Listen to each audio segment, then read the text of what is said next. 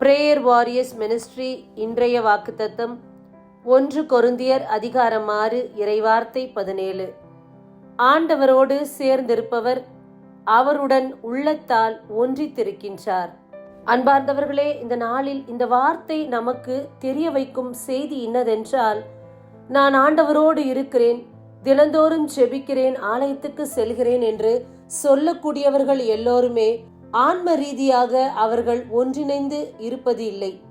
ஆனால் தம்முடைய சொல்லாலும் செயலாலும் நடத்தியினாலும் கிறிஸ்துவை வெளிப்படுத்தக்கூடிய ஒவ்வொருவருமே இந்த நாளில் இறைவனோடு தம்முடைய உள்ளத்தால் ஒன்றிணைந்து இருக்கின்றார்கள்.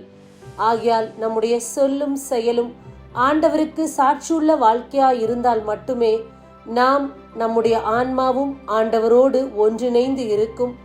நம்முடைய செயல்பாடுகள் எல்லாம் அவரை சார்ந்ததாய் இருக்கும்.